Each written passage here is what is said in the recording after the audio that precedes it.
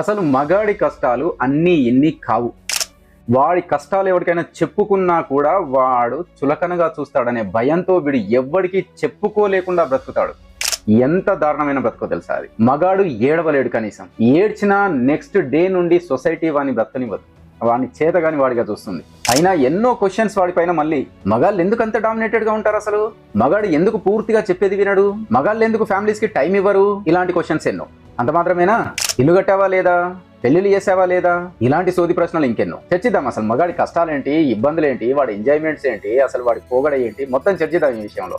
మొత్తం చూడండి, చాలా ఇన్ఫర్మేటివ్ గా ఉంటుంది, చాలా ది బెస్ట్ గా కూడా ఉండబోతుంది.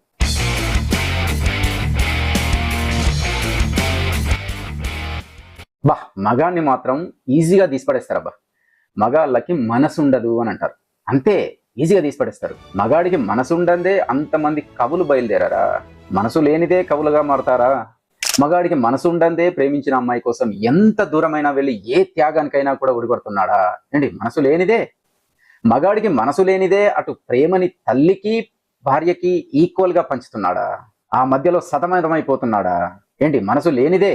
అయితే మగాన్ని ఎమోషనల్ గా ఆలోచిస్తూ అర్థం చేసుకోవాలంటే వాడు ఎన్నటికీ అర్థం కాడు. ఎందుకంటే ఆ అభాగ్యుడు వాడి ప్రేమని మాటలతో చూపించడు, చేతలతోనే కొండంత ప్రేమను చూపిస్తాడు. కానీ చేతలకి మాటలుండవు కదా, అందుకే వినిపించవు. మగాళ్ళు ఎందుకు ఆడవాళ్ళ ఎంపతికి ఎమోషన్స్ కి మ్యాచ్ కారు అనంటే, UK and Cambridge university psychology professor అయిన సైమన్ బారెన్ కోహెన్ అనే వ్యక్తి మేల్ బ్రెయిన్ పై అధ్యయనం చేశాడు. ఆ అధ్యయనంలో అతను చెప్పింది ఏంటంటే, మేల్ బ్రెయిన్ ఎప్పుడూ కూడా సిస్టమాటిక్ గా ఉండేందుకు నిర్మాణం కాబడింది అని.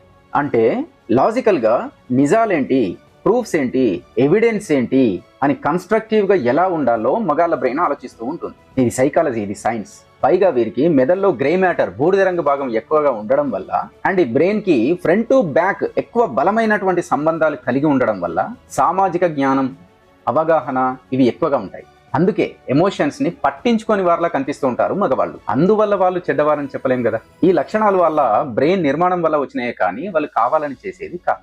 ఇప్పుడు కొన్ని మగవాళ్ళ మీద ఉన్న డౌట్స్ చూద్దాం. అసలు మగవాళ్ళు ఎందుకు ఎప్పుడూ డామినేటెడ్ గా ఉంటారు? ఎందుకంటే వాళ్ళు కావాలని అలా ఏమీ ఉండరు. మగవాళ్ళలో టెస్టోస్టెరాన్ అనేటువంటి హార్మోన్ వాళ్ళలో దూకుడు స్వభావాన్ని, లాజిక్స్ ని ఎక్కువగా ప్రభావితం చేస్తుంది. ఆ హార్మోన్స్ లేడీస్ లో ఉంటే వాళ్ళు అలాగే ఉండేవాళ్ళు. అఫ్కోర్స్ పరిస్థితులు మారిపోయేవి లేండి, అది వద్దు ఇప్పుడు మనకి. పైగా వీడి చుట్టూ ఉన్నటువంటి పరిస్థితులు కూడా చిన్నప్పటి నుండి అలాగే ఉంటాయి. చిన్నప్పటి నుండి సేమ్ జెండర్ అయిన తండ్రిని చూస్తూ పెరుగుతూ ఉంటాడు. తండ్రి ఎలా ఉంటాడు, ఎలా నడుచుకుంటాడు, ఏంటి అనేటువంటి అవన్నీ చూస్తూ పెరుగుతూ ఉంటాడు. కాబట్టి అలాగే ప్రవర్తించడానికి ముందుకెళ్తూ ఉంటాడు. ఏంటి, సొసైటీలోకి వెళ్ళాలి, అచీవ్ చేయాలి, గెలవాలి అనేటువంటి మనస్తత్వంతో వెళ్తూ ఉంటాడు. అందుకే దూకుడుగా కనిపిస్తూ ఉంటాడు.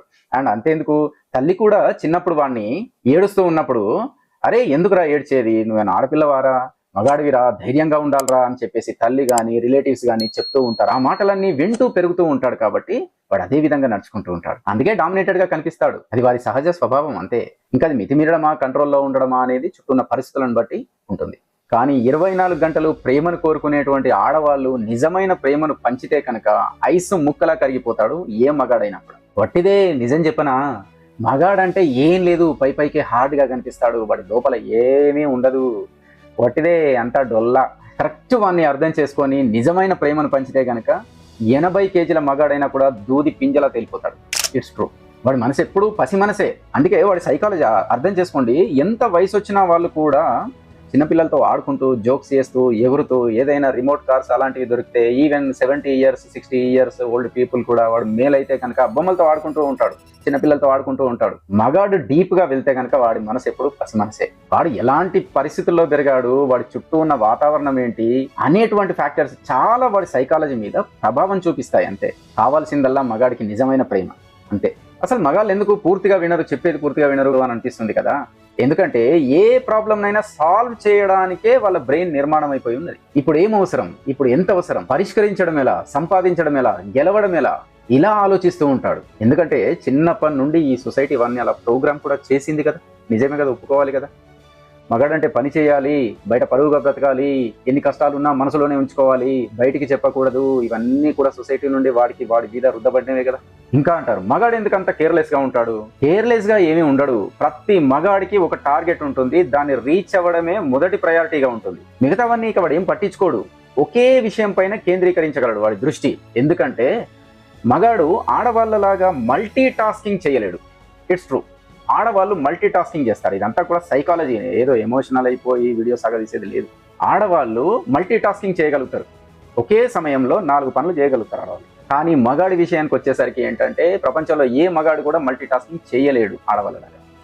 ఒకే పని పైన ఎక్కువ డీప్గా ప్రపంచాన్నంతా మరిచిపోయి మరి దానిపైన దృష్టి కేంద్రీకరించాడు. అందుకే మిగతా ఏమి చెప్పినా వాడికి ఎక్కవో, వాడు పట్టించుకోడు. అందుకే కేర్లెస్గా కనిపిస్తాడు, కానీ వాడు కేర్లెస్ కాదు. నిజంగా వాడు కేర్లెస్ అయితే కనుక ఈ కుటుంబాలన్నీ ఇక్కడ ఇలాగుండవు. మళ్ళీ అంటారు, అసలు మగాళ్ళు ఎందుకబ్బా అంత సీరియస్గా ఉంటారు, భూమిని మోస్తున్నట్టుగా ఉంటారు ఎప్పుడు చూసినా కూడా అని అంటారు. వాడి బాధలు వాడివి. ఎన్ని చెప్తే అర్థమవుతుంది, ఎలా చెప్తే అర్థమవుతుంది? ఏం చేద్దాం చెప్పండి. వాడి మీద ఫ్యామిలీ, సొసైటీ, రిలేటివ్స్ ఎక్స్పెక్టేషన్స్ ఆ రేంజ్లో ఉంటాయి. మరి లేదంటే వాడికి ఎప్పుడు సీరియస్గా ఉండడానికి వాడికి ఏమన్నా సరదానా? మేల్ సైకాలజీ ప్రకారము మగాడికి ఎప్పుడూ కూడా గెలుపోవటంలే ముఖ్యం. వాటి కారణాలు, ఓదార్పులు కాదు. ఏ పరిస్థితి ఎట్లున్నా కూడా టార్గెట్ మాత్రం రీచ్ అవ్వాలనుకుంటాడు. కష్టాలు చెప్తే వీక్ అయిపోతాం అని చెప్పేసి వాడు ఎవరితో పంచుకోడు, వాడిలో వాడే కుమిలిపోతూ ఉంటాడు. ఇందులో ఎంతమంది మగాళ్ళు లేరు చెప్పండి? ఎవరికి చెప్పుకోలేడు, ఎలా చెప్పుకోవాలో తెలియక కోపం ప్రదర్శిస్తూ ఉంటాడు, డామినేటెడ్గా వ్యవహరిస్తూ ఉంటాడు, వాడి వెలితినంతా ఆ విధంగా తీర్చుకుంటూ ఉంటాడు. నిజంగా ఆలోచిస్తే ప్రతి మగాడి మీద జాలిస్తుంది. అంటుంటారు కదా, వాడు ఏమైనా భూమిని మోస్తున్నాడా అని చెప్పేసి. భూమిని మోయడం కాదు, వాడు లోపల అగ్ని పర్వతాలే దాచుకుంటాడు. అందుకే సీరియస్ గా కనిపిస్తూ ఉంటారు ఇప్పుడు. కానీ నిజమైన ప్రేమే దొరకాలి. కానీ ఇంతకుముందు చెప్పాను కదా, 80 కేజీల మగాడు కూడా దూది పింజలా తేలిపోతాడు. మళ్ళీ మగాళ్ళకి ఇదో ప్రశ్న, మగాళ్ళు ఎందుకు ఫ్యామిలీకి అసలు టైమే ఇవ్వరు అంటారు.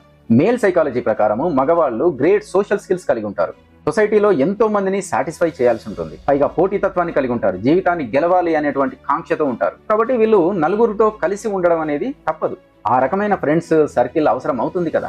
తను గోల్ నెరవేర్చుకునేటువంటి క్రమంలో అలాంటి వాళ్ళకు టైం ఎక్కువగా ఇవ్వాల్సి ఉంటుంది.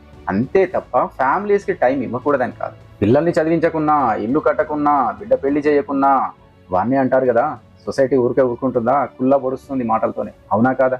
ఎన్నో టార్గెట్స్ ఉంటాయి వాడికి. ఇంట్లోనే కూర్చుంటే అన్ని నడిచి వస్తాయా చెప్పండి? రావు కదా. వాడు కుటుంబాన్ని బాగా చూసుకోవాలనుకుంటాడు, భార్యని బాగా చూసుకోవాలనుకుంటాడు, ఈక్వల్గా తల్లిదండ్రులను కూడా బాగా చూసుకోవాలనుకుంటాడు. టైం ఇవ్వరు అంటే ఎలా చెప్పండి?